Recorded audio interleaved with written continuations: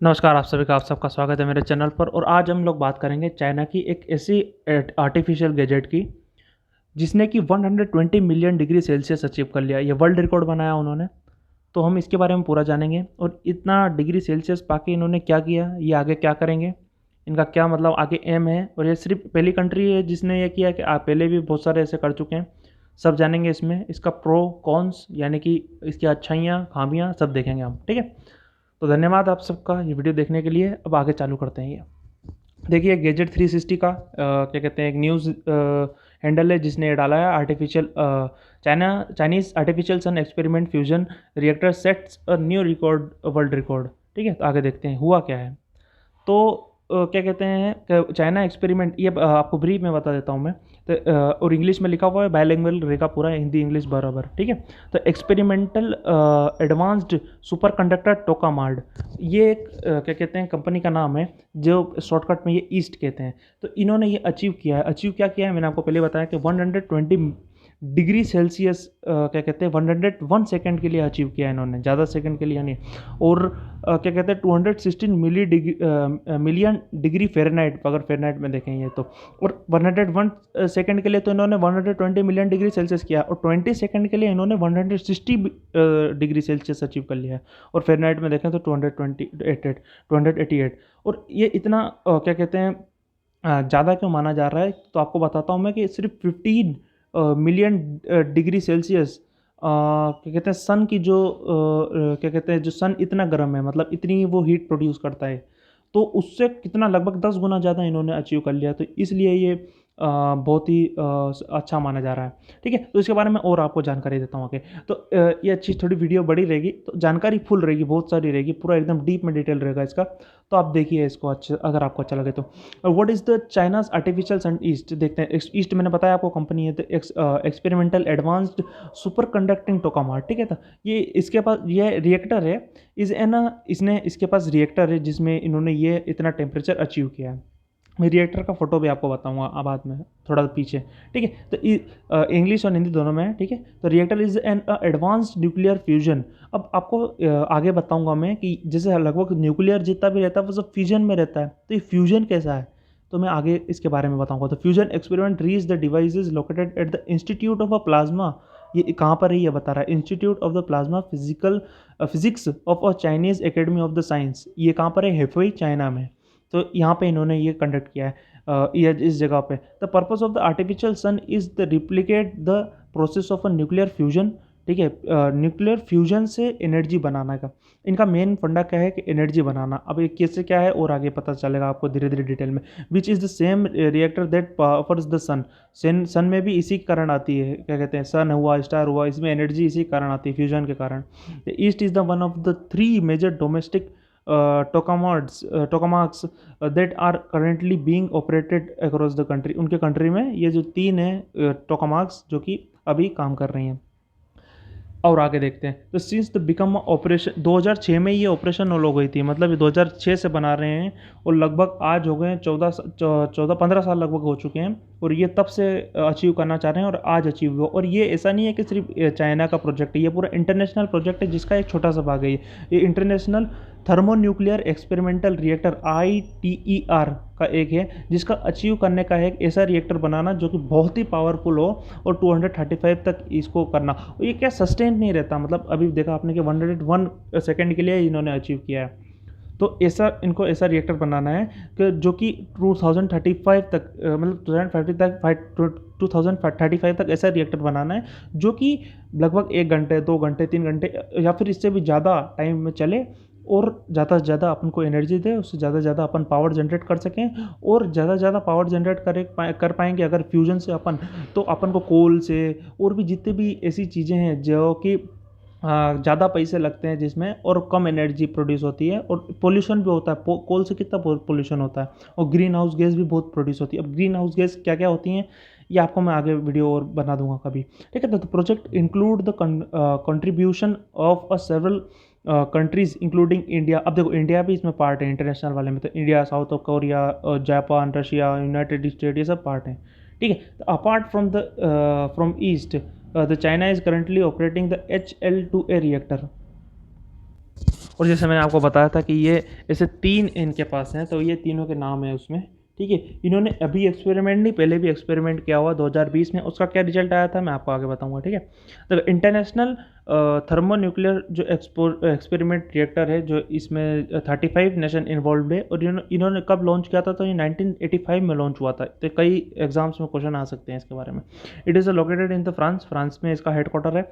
It aim to build the world's largest tokamak to prove the feasible of a fusion as a large scale carbon free source of energy। सबसे पहले सबसे जो main चीज़ है carbon free है, क्योंकि जो ग्रीन हाउस गैस बहुत बढ़ रही है, ऑक्सीजन की मात्रा कम हो रही है, कार्बन डाइऑक्साइड की मात्रा ज़्यादा होती है, और ऑक्सीजन क्या कहते हैं, ग्रीन हाउस गैस जैसे आपको बता देता हूँ मैं, कार्बन डाइऑक्साइड हुआ, कार्बन मोनोऑक्साइड हुआ, और भी बहुत सारी ऐसी गैसेस हैं जो कि क्या कहते हैं, ग्रीन हाउस गैस में आती है, जो कि ग्रीन हाउस क्या कहते हैं लेयर बना रहा है ऊपर। ये आपको अगर इस पे वीडियो चाहिए होगी तो मैं इस पे पूरे बना दूंगा, अगर इस पे मैं अभी जाऊंगा तो पूरी और वीडियो बहुत बड़ी हो जाएगी, क्योंकि ये भी वीडियो बहुत बड़ी है, ठीक है। तो आगे देखते हैं। तो it located at the France, और the aim to build the world largest tokamak at to prove the feasible of the fusion. ये आपको पूरा बता दिया मैंने। How does the artificial sun work. अब आर्टिफिशियल सन वर्क कैसे करता है, क्योंकि आर्टिफिशियल सन क्या है, सन से ज़्यादा आपको एनर्जी दे रहा है। वो 15 मिलियन डिग्री सेल्सियस ही था, ये तो 120 मिलियन डिग्री सेल्सियस के आसपास ले जा रहा है। तो ये कैसे क्या वर्क करता है, ये आप देखते हैं। तो EAST the tokamak device is design to replicate the nuclear fusion process carried out by the sun and star. देखो सन और स्टार में भी न्यूक्लियर फ्यूजन ही चलता है, फ्यूजन ही चलता है, मतलब फ्यूजन प्रोसेस से ही वो एनर्जी प्रोड्यूस करते हैं, ठीक है। तो यहाँ पे भी ये ऐसे ही करना चाहते हैं, पर क्या होता है, न्यूक्लियर लगभग अभी तक जितना भी चलता था वो फ्यूजन से चलता था, पर इन लोग ये क्या कर रहे हैं, फ्यूजन प्रोसेस यूज़ कर रहे हैं। तो इसमें दोनों में क्या डिफरेंस होता है ये भी आगे आपको पता चलेगा। तो nuclear fusion is the process through which high energy of the energy are produce without generating large quantity of waste. सबसे मेन चीज़ है कि कोई वेस्ट इसमें नहीं निकलता, बहुत कम नाम मात्र का वेस्ट निकलता है, और फ्यूजन में क्या है, वेस्ट थोड़ा ज़्यादा निकलता है। तो previously energy was produced through the nuclear fusion. पहले क्या एनर्जी प्रोड्यूस करते थे ना हम, तो फ्यूजन से करते थे, तो ज़्यादा से ज़्यादा वेस्ट निकलता था, जो कि हार्मफुल होता है, बहुत हार्मफुल होता है। जो एटॉमिक वेस्ट निकलता है और फ्यूजन का जो वेस्ट निकलता है बहुत हार्मफुल होता है, इसलिए फ्यूजन का आप ये नया ट्राई कर रहे हैं, और ज़्यादा से ज़्यादा एनर्जी प्रोड्यूस करने का ये इनका लक्ष्य है। तो देखा दोनों में डिफरेंस देख लेते हैं आप। ये 2 मिनट में पेन खोल लेता हूँ। जो एक एटम से 2 अगर बनाते हैं अपन, तो ये आता है फिजन में, न्यूक्लियर फिजन में। और पहले हर बार यही होता है, न्यूक्लियर लगभग फिजन होता है, और पहले क्या हाइड्रोजन बॉम्ब इन सब में ये होता था, फ्यूजन होता था। और अब न्यूक्लियर में भी ये करना चाह रहे हैं, तो 2 से 1 बनाने का ये इनका क्या कहते हैं नया फॉर्मूला है, जिससे ये अलग अचीवमेंट क्या करना चाहते हैं। और इससे क्या होता है कि इससे जब एनर्जी बनती है ना तो ज़्यादा वेस्ट निकलता है, पर इससे जब एनर्जी बनती है ना तो इतना ज़्यादा वेस्ट नहीं निकलता है। तो ये एक इनका नया अचीवमेंट है, ठीक है। और देखते हैं अपन इसके बारे में। तो while the fusion is an easier process to carry. Fusion एक ईजियर प्रोसेस है, पर इसमें क्या है कि एनर्जी निकलता मतलब ज़्यादा निकलती है, पर वेस्ट भी उतना निकलता है। पर इसमें क्या होता है कि कम एनर्जी निकलती, एनर्जी तो उतनी निकलती है, पर वेस्ट कम प्रोड्यूस होता है। तो वेस्ट कम प्रोड्यूस होगा तो सबसे ज़्यादा सही रहेगा। और देखते हैं, it generate the more nuclear waste बहुत होता है। और fusion also does not emit the fusion भी देखो ग्रीन हाउस गैस प्रोड्यूस नहीं करता है, और फ्यूजन भी नहीं करता है, पर जो फ्यूजन जो है वो ऐसे न्यूक्लियर वेस्ट प्रोड्यूस करता है जो कि हर जगह के लिए क्या कहते हैं नुकसानदायक है। और जितने भी इनके प्रोजेक्ट होते हैं वो ओशन के पास ही होते हैं, और ओशन में अगर वो वेस्ट जाता है तो मेरेन जितने भी एक्वेटिक एनिमल्स जो रहते हैं उनको बहुत हार्म करता है वो, ठीक है। तो और देखते हैं अपन उसके प्रो और कॉन्स और क्या क्या है, और डिटेल में देखते हैं। तो fusion also does not emit the green house gas and is concerned a safer process with a low risk of accident, ठीक है। एक्सीडेंट कम होगा तो पोल्यूशन कम होगा तो सस्टेनेबिलिटी ज़्यादा आएगी, ठीक है। तो once the master the nuclear fusion could potential prove unlimited clean energy and very low cost. कम कॉस्ट में आपको ज़्यादा से ज़्यादा एनर्जी मिलेगी, और एनर्जी अपने को अभी ज़्यादा से ज़्यादा चाहिए। देखो इलेक्ट्रिक कार्स आ जा रही हैं इतनी, और भी अलग अलग चीज़ों के लिए एनर्जी बहुत ज़रूरी है। कोल से अपन एनर्जी बना के फैक्ट्रियों में चलाते हैं, कई जगहों पे अभी ऐसा चल रहा है, लगभग बहुत सारी जगह भी इलेक्ट्रिक पे आ गए हैं, पर अभी भी कई जगह कोल पे चलता है। अगर लो कॉस्ट में अपन को मिल जाएगा इसमें, तो वो क्या कहते हैं जो ग्रीन हाउस गैस जो उड़ रही है ज़्यादा से ज़्यादा, और जो ग्रीन हाउस गैस जो अपन ज़्यादा से ज़्यादा प्रोड्यूस कर रहे हैं, क्योंकि अपन डेवलपिंग कंट्री है, जो भी डेवलपिंग कंट्री होती है वो ज़्यादा से ज़्यादा ग्रीन हाउस गैस प्रोड्यूस करती है। पर अपने पास अगर ये वाला तकनीक आ जाती है तो क्या होगा, ग्रीन हाउस गैस कम प्रोड्यूस होगा, और सबसे ज़्यादा फ़ायदेमंद बात यह रहेगी कि पोल्यूशन कम होगा, और लो कॉस्ट में अपन को ज़्यादा एनर्जी मिल जाएगी। और देखते हैं the process of the nuclear fusion. Fusion का क्या प्रोसेस होता है? प्रोसेस वैसे आपको मैंने पहले बता दिया कि nuclear fusion is to occur the tremendous heat and the pressure are applied on the hydrogen atom. मैं आपको दोनों हाइड्रोजन एटम आगे बताऊंगा भी, कौन सा आइसोटोप यूज़ होता है ये भी बताऊंगा। तो hydrogen atom, so that they fuse together, fuse करते हैं the nuclear of the deuterium and tritium. अब ये क्या है, ये आइसोटोप है, आगे और आपको बताऊंगा और अच्छे क्लियर हो जाएगा। The both found in the hydrogen and are made to the fuse together to create a helium nuclear and the neutron along with a whole load of the energy. बहुत सारी एनर्जी प्रोड्यूस करता है ये जो fusion करते हैं। Hydrogen का दो आइसोटोप हैं, इनको मिक्स करते हैं तो बहुत क्या कहते हैं एनर्जी प्रोड्यूस करता है। अब आपने आइसोटोप सुने होंगे, एक तो प्रोटॉन होता है, एक प्रोटियम होता है, एक होता है ड्यूटेरियम होता है, और ट्रिटियम होता है। ठीक है, तो एक प्रोटॉन वाला होता है वो प्रोटियम होता है, एक प्रोटॉन और एक न्यूट्रॉन वाला होता है तो इसको मिटा देते हैं। ठीक है, तो एक प्रोटॉन वाला होता है तो एक प्रोटियम होता है, एक प्रोटॉन एक न्यूट्रॉन वाला होता है तो ड्यूट्रियम होता है, और एक प्रोटॉन और दो न्यूट्रॉन वाला होता है तो ट्रिटियम होता है। तो अपन इसमें दो जो आइसोटोप ले रहे हैं वो ये ड्यूट्रियम है और एक ट्रिटियम है। ठीक है, तो हाँ चलो चला गया ये। अब तो ये एक प्रोटॉन और एक न्यूट्रॉन, और दो न्यूट्रॉन और एक प्रोटॉन दोनों अगर फ्यूज होंगे तो कैसा कंडीशन होगा आगे बताता हूँ। ये देखिए, ये ड्यूट्रियम और ट्रिटियम। तो अपन ने देखा था यहाँ पे एक प्रोटॉन एक प्रोटॉन, तो एक प्रोटॉन ये रहा, और दो न्यूट्रॉन, और यहाँ एक न्यूट्रॉन और दो न्यूट्रॉन यहाँ पे, तो यहाँ पे एक न्यूट्रॉन और नीचे अगर देखें तो आप दो न्यूट्रॉन।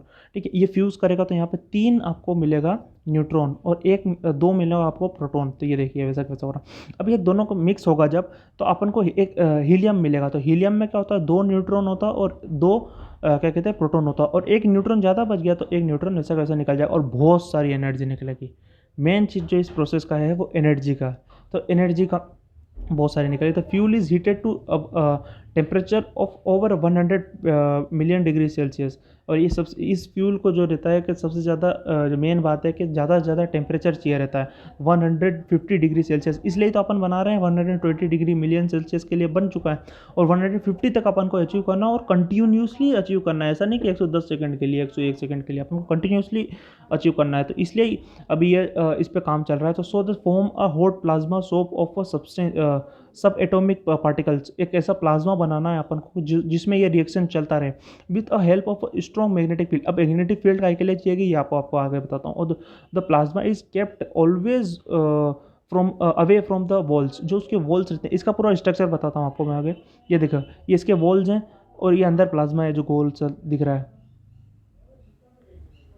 तो इसमें मेन फंडा ये रहता है कि इससे टच नहीं होना चाहिए। अगर इससे टच हो गया तो क्या अंदर का जो टेम्परेचर रहेगा वो डाउन होता जाएगा। तो ऐसा इलेक्ट्रोमैग्नेटिक मैग्नेटिक फील्ड ऐसा डालना है इसमें, स्ट्रॉन्ग मैग्नेटिक फील्ड, कि इसकी जो अंदर की जो जितनी भी डिग्री सेल्सियस है वो आगे से टच होकर डाउन ना हो जाए। किसी पे भी आप देखते हैं अगर ज़्यादा हीट वाला सब्सटेंस रहता है और आप अगर उसको टच करते रहते हैं और कंटिन्यूसली अगर किसी ऐसे चीज़ कॉन्टैक्ट पे रखते हैं जो कि ठंडा है, तो वो भी ठंडा होना चालू हो जाता है, क्योंकि वो हीट ट्रांसफ़र करता है उसमें। तो ये ऐसा अपन को चाहिए नहीं, तो इसलिए स्ट्रॉन्ग मैग्नेटिक फील्ड का अपन यूज़ कर रहे हैं इसमें। ठीक है, तो plasma is kept away from the walls of a reactor to ensure it does not cool down and lose its potential to generate a large amount of energy। अगर ठंडा हो जाएगा तो भाई लार्ज अमाउंट ऑफ एनर्जी कैसे बनाएगा। ठीक है, और देखते हैं अपन why does the new record matter. अपन को मैटर क्यों कर रहा है, देखो मैंने आपको पहले ही बता दिया मैटर क्यों कर रहा है। सबसे इसमें तो वही दे रखा है कि 15 मिलियन डिग्री सेल्सियस सन का है, इससे 10 गुना अपन ने ज़्यादा बना लिया है। और ऐसा भी कर लिया कि 288 मिलियन डिग्री फ़ारेनहाइट क्या कहते हैं लगभग 20 सेकंड के लिए आपने अचीव कर लिया। तो ज़्यादा से ज़्यादा एनर्जी बनेगी, ज़्यादा से ज़्यादा अपन को कम भाव मतलब कम पैसे में ज़्यादा एनर्जी मिलेगी। और क्या कहते हैं इलेक्ट्रिसिटी का भाव क्या कहते हैं जो प्राइस है वो कम हो जाएगा। और क्या रहता है कि जो प्रोसेस में जितना मनी लगता है किसी भी चीज़ की क्या कहते हैं कोई भी प्रोसेस हो रहा हो, कुछ भी बन रहा हो, या स्टील का बन रहा हो, कार बन रही हो, कोई फैक्ट्री में किसी फैक्ट्री में कुछ भी काम होता है तो उसमें एनर्जी तो लगती लगती है, इलेक्ट्रिसिटी तो लगती लगती है। अगर उसका भाव कम होगा तो और भी चीज़ों का भाव कम हो जाएगा। और जो कोल ओल ये सब जब सब चीज़ें हैं, तो मैंने आपको पहले ही बता दिया है कि अगर ये सब कोल ओल अगर ज़्यादा यूज़ होगा तो इसमें अपन को ज़्यादा से ज़्यादा ग्रीन हाउस क्या कहते हैं गैसेस बढ़ेंगी और अपने एनवायरनमेंट के लिए बहुत ही ख़राब होगा। ग्लोबल वार्मिंग और ये सब कितनी कंडीशन ख़राब हो जा रही है। बरसात कभी होनी चाहिए, कब जब होनी चाहिए जब नहीं हो रही है, जितनी होनी चाहिए उतनी नहीं हो रही है, एकदम से ज़्यादा हो जा रही है, बाढ़ आ जा रही है। तो ये सब इसी की कंडीशन है, तो इस सबको ये सब इसके बेनिफिट हैं, ठीक है। ये पहली बार इन्होंने अचीव नहीं किया है। पहले आपको बताया था मैंने कि एक और जो इसकी कंपनी थी उसने 100 मिलियन डिग्री सेल्सियस पहले ही एक बार अचीव कर लिया 2018 में, ठीक है। तो सिग्निफिकेंस मैंने आपको पहले बता ही दिया है, और एक बार यहाँ पढ़ लेते हैं। One, this is a step in the right direction as a China green development is concern. ये लिन बाक्वेंस ग्लोबल टाइम उनका न्यूज़पेपर है, उनको लिन बाक्वेंस ने बोला है, it's more like a future technology that's critical for the China green development push, and he said, but while this is a significant development, Bhagwan's इनका spelling कैसे रहती है यार, Bhagwan's said there is still good 3 decades। अभी देखिए इन्होंने कहा है कि 3 decades अभी और लग सकते हैं before the China able to see the fully क्या कहते हैं फंक्शनल आर्टिफिशियल सन। अभी 3 decades यानी कि 30 साल अभी और लगेंगे क्या कहते हैं इसको फुल्ली फंक्शन होने में। अपन को अचीवमेंट कितना करना है मैं आपको बता देता हूँ। अचीवमेंट 150 डिग्री सेल्सियस अपन को चाहिए टेम्परेचर ऐसा पूरा स्ट्रक्चर बनाने के लिए, ठीक है। तो उसके लिए अभी 3 मतलब 30 साल अभी और लगेंगे। चालू कब से किया था इन्होंने? 2006 से चालू किया था। अभी तक इनका थोड़ा बहुत अचीवमेंट हुआ है और अभी 30 साल और लगेंगे। तो देखो बहुत मेहनत चाहिए इस चीज़ के लिए। और देखिए पॉजिटिव चीज़ इसकी बहुत सारी चीज़ है, नेगेटिव कम है। तो जिस चीज़ का पॉजिटिव ज़्यादा होता है उस चीज़ को लिए टाइम तो ज़्यादा लगता ही लगता है। और देखते हैं मैंने पहले बोला था कि ये भी चीज़ बताऊंगा कि पहले क्या चाइना ने किया है ना, अभी साउथ कोरिया ने भी 2020 में 100 मिलियन डिग्री सेल्सियस 20 सेकंड के लिए अचीव किया था। इनके जो साउथ कोरिया का जो रिएक्टर है उसका नाम था KSTAR, कस्टार कह सकते हैं आप इसको। वैसे KSTAR का फुल फॉर्म भी मेरे को नहीं मालूम है, आप सर्च कर सकते हैं इसको। तो इस वीडियो आपने ये वीडियो देखी, बहुत बहुत धन्यवाद। और अगर ऐसे नॉलेजेबल वीडियो में लाते रहूँ, और किस टॉपिक पे लाऊँ आप बताइए, कोई भी टॉपिक पे आप बोलोगे तो उस पर भी मैं लाऊँगा। और अगर मेरा समझाने का तरीका आपको अच्छा लगता है तो आप जो सा टॉपिक बोलोगे जो आपको समझ में नहीं आता हो उस पर मैं वीडियो लाऊंगा, ठीक है। तो बहुत बहुत धन्यवाद इस वीडियो को देखने के लिए। आप लाइक करिए, सब्सक्राइब करिए इस चैनल को, और जिसको भी आपको लगता है कि ऐसे नॉलेजेबल वीडियो अच्छी लगती हो तो उनको शेयर भी करिए, ठीक है। बहुत बहुत धन्यवाद।